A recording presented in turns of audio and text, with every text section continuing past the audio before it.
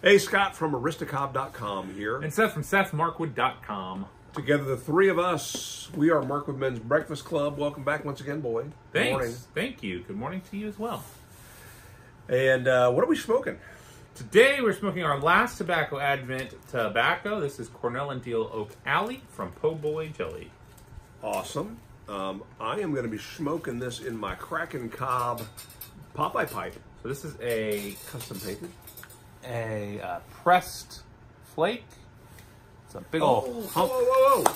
So they've changed the way they make their cakes now. Okay. And the Smoke and Pipeliner has been talking about this over on his YouTube channel.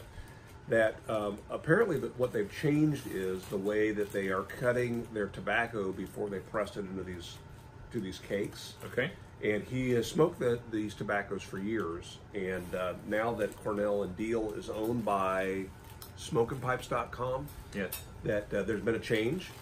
And I don't have an opinion on the change, but his point is that when you break it up, But he does. It's that it's breaking into a much finer, rubbed out tobacco, which he doesn't care for. Tobacco's fine, doesn't care for the cut that they're using. Right. So let's That's interesting. try it. Pack it into my. Be interested to know if this is pre or post change.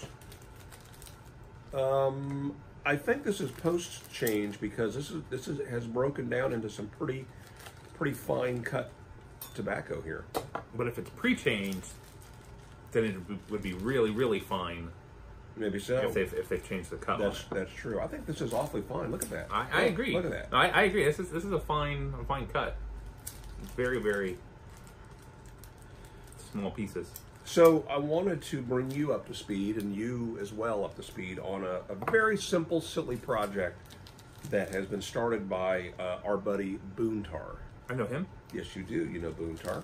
Boontar used to be incredibly active on YouTube, occasionally still posts a video on his channel, but more so is active on Instagram. And we had dinner with him recently up in Ohio, he and his family. And he says to me as we're going into this restaurant, because I have to ask you, what's your opinion on graffiti and vandalism? Uh-huh.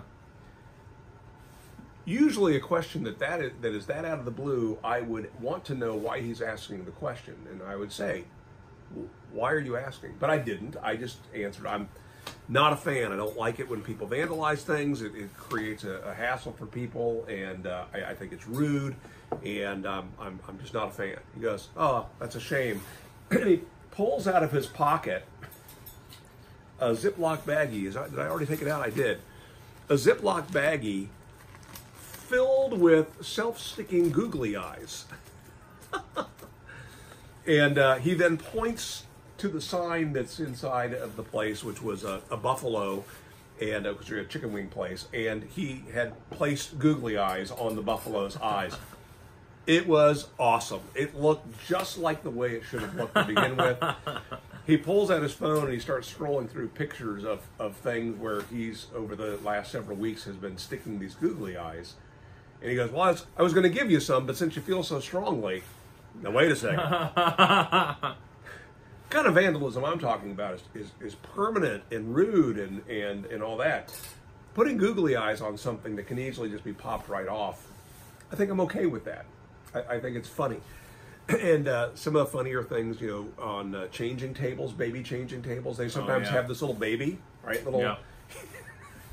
That baby with these big old googly eyes killed me. And so he gave me a handful of these, and he says, all right, here's the only condition. When you use these googly eyes, you have to hashtag on Instagram, I Googled it. I Googled it. He goes, no, it's E-Y-E, Googled IT. All one word. I Googled it. And so I have for the last couple of weeks, and not all the time. I'm not going crazy with this, but I've put it on more things than I've actually taken pictures of. I've shared some pictures with the googly eyes, and it's funny. It's funny. You can buy a little plastic tray about this big with about 1,000 googly eyes for less than $10, Amazon Prime, And as I started going through my baggie that Boontar gave me, I realized I'm going to have to buy some googly eyes. So I now have 1,000 googly eyes. We'll link to that below in an affiliate link if you're interested in getting yourself 1,000 googly eyes. But you've got to, if you post it on Instagram, use the hashtag EyeGoogledIt. And in fact, on Instagram, you can also follow hashtags. So if you search a hashtag like EyeGoogledIt, there's a little button you can follow. And so no matter which one of us is using the hashtag, we can find each other. And it's just another way, too, to connect with one another who maybe are Marco Ben's Breakfast Club fans. So our hashtag is MMBClub. MMBClub. So if you want us to see whatever you're out there doing, you can add that. So that's a little bit more innocent than the very occasional vandalism that I have performed.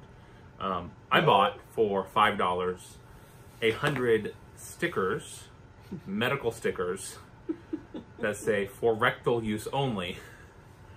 I forgot about that. Yeah. You need one of those stickers with some googly eyes on it somewhere. Yeah. I used one recently, actually. I was in somebody's car and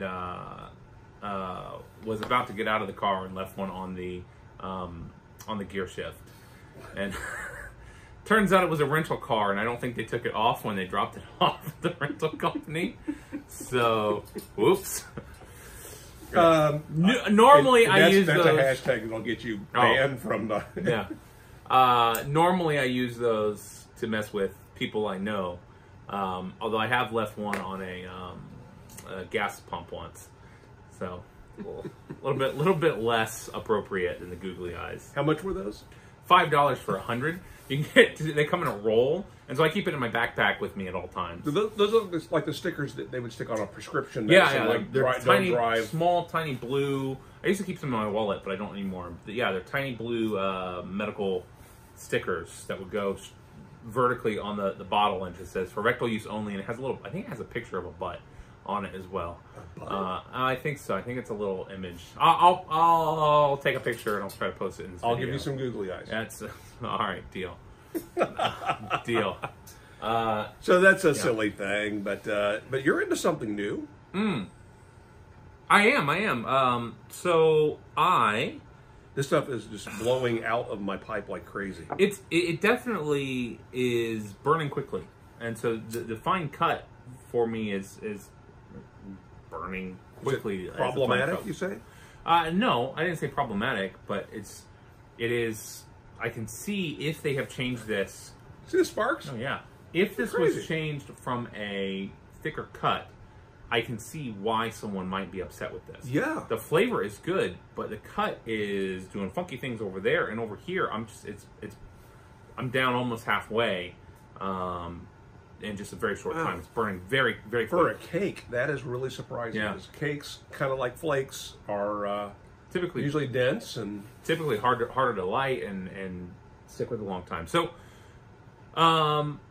it will surprise nobody that I jumped into a new hobby. Will be really excited about it for a small window of time, and probably leave and try something else. I bought a second 3D printer, by the way, that I set up 2 months ago. And I haven't printed anything with it yet.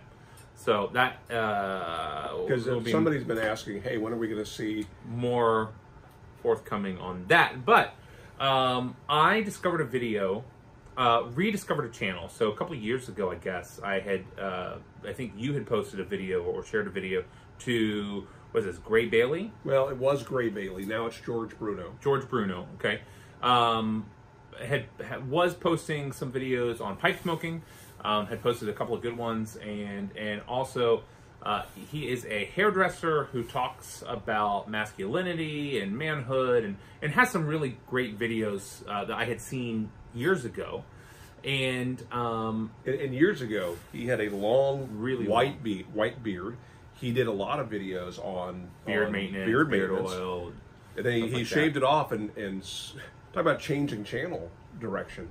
He lost a bunch of people when he shaved his beard.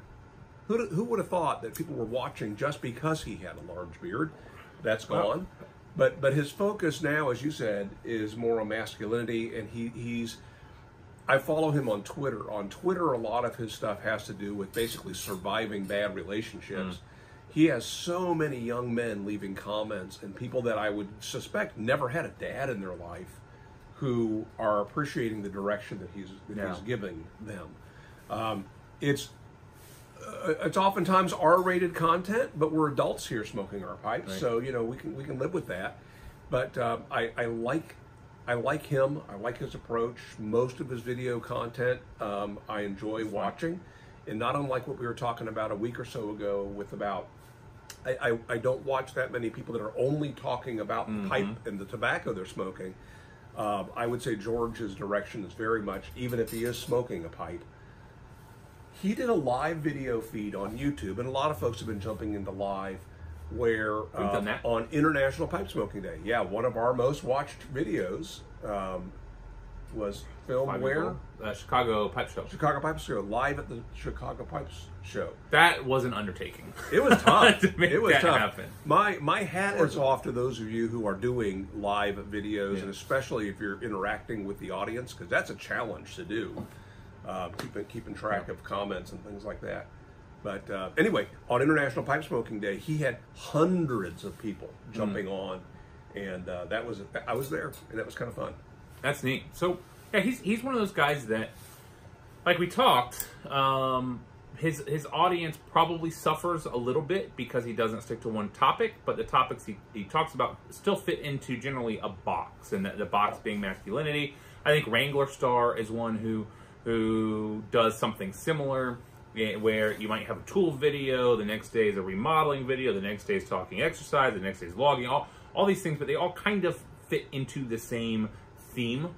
Originally, homesteading. Right. And most of his videos could still fall into that category as well. Guns sometimes. And so recently I rediscovered George Bruno through a video that he posted about the carnivore diet. So I've been doing the ketogenic diet for almost a year now, and have seen some videos of people talking about transitioning from that to a strict carnivore diet, which is something Wrangler Star has been doing recently too. And where you don't eat any vegetables, you only eat meat, and there have been some really great benefits these people have seen. Even people who have been long-term keto eaters have found even additional benefits by taking out everything but meat. And so I saw this video of his. He's sitting there eating a steak, super jealous, talking about the benefits. A raw steak, or well, pretty close to it. Yeah, he has another video where he's talking about shopping and how you can shop smart on something like a carnivore diet, where you might be spending more on the one item, but you're not getting all of the sides and other things. And so he's talking about that. Down the rabbit trail, I wound up on a video where he was talking about fountain pens, and he has just recently gotten into the hobby of fountain pens. He talks about the 3 or 4 fountain pens that he has. Most of them are in the sub $30 range. So he's buying the little canisters of.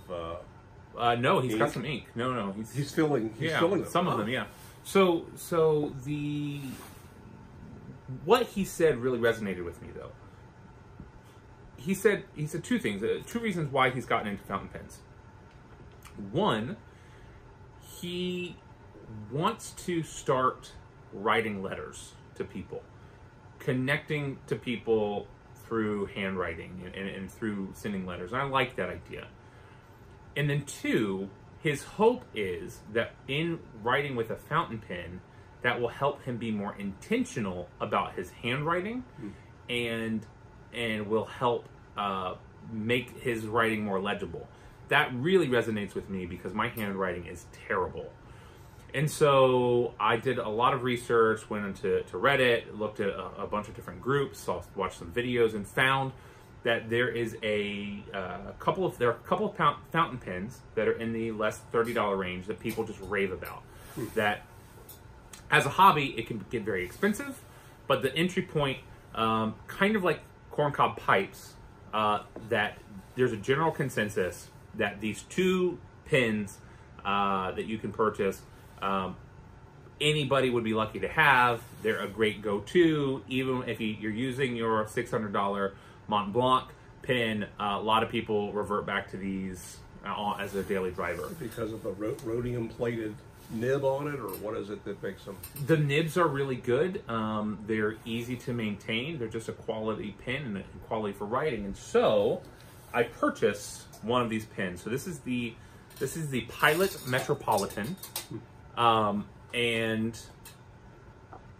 show here. So it's simple. I have the fine tip nib on it. The most popular nib is the medium tip. So the tips define basically how sharp it is. The fine tip was recommended for people that are going to be writing on normal paper. The wider you get, the more likely you are to have what's called feathering, which is where your ink is being soaked up into the paper more quickly than you're writing. And so you get your line, but then you get these feathers off of the line as well. So this pen comes in a couple of different colors, and it does come with a cartridge. And so this cartridge is black ink. I have loved it. I purchased a bullet journal at the same time as this, and so have been using, here you go, blank paper. I've been using this now for a couple of months. I took this with me, I guess just a couple of weeks. Took this with me to Europe, and this was the only pen I used the entire trip. I did have some blowout on my return trip where the ink exploded into the cap, but I didn't have any spillage into my bag. And so I really, really like it. Fine tip is great. I have found that it does slow me down. It does slow me down. My handwriting is much more intentional. In my journal, I'm now able to actually read my writing, and other people can read it too. So this snap-on lid. It's a snap-on lid. This pen is $15. It's $15. Now, people rave about this. It's, again, really highly rated. The other pen, which I don't have, I had in the past, but I've lost it, is a Lamy fountain pen. It's like $20, $25. The thing about that that's nice is the nibs are easily replaceable. This one, the nib can be replaced, but it's a little bit more challenging to do that. So the pen could last for years and years and years. I'm using the cartridge in this one, but this pen, so I went and bought another one. I bought a silver. I enjoyed it so much on my trip, I recently purchased another one. And what's neat about this is not only does it come with a single cartridge, but it comes with an adapter as well. And this adapter is weird. I won't show you how it works now, but because it's got ink in it. But you squeeze it. Yeah. You can then dip the end into ink, and it sucks the ink up to the top. The other thing I have coming in the mail is a cartridge adapter for this, for both of these actually. So the cartridge adapters have a screw option where you can screw the ink up into the adapter. And so you can put those into the pen to choose and use whatever ink you'd like. And so down the rabbit hole, the Goulet Pen Company, Robert Goulet is, I don't know, is a, like my understanding is like the best place to get fountain pen ink. And so I got a sample bag for $17 of 8 different inks. You can build your own samples. They have staff picks, and so I chose a staff pick. So I've got some blue, some red, some green, gray, like pumpkin, orange, red, a whole bunch of different pens. And so this pen right now has one of the blue colors in it. And the filling process was a little bit messy, but it's perfectly easy to clean. It didn't use all of the ink from the sample, so that sample will last a couple of refills, I imagine, per sample. So you think about how much time you're going to get on this. I've really been enjoying writing with these pens. I just put the blue ink in because I just got the silver pen. I went ahead and I like the black. I prefer the way this one looks, but I went ahead and got a different color so that it was easy to know which one had the colored ink in it. Sure. So I'll probably keep different ink in this one and keep black in this one so I can keep it at my desk. So describe the blowout that you had. Was it from around the seal, or did it come out the tip? I don't know. What can happen on planes is when you are gaining elevation, you have pressure buildup inside of the cartridge as there's a pressure differentiation, because you're during that time that you're gaining elevation, the pressure inside is higher than the pressure outside of the pin, and so air wants to escape out, and so it probably came out of the nib as it pushed up. You should never ever use a fountain pen while on a plane while gaining elevation. I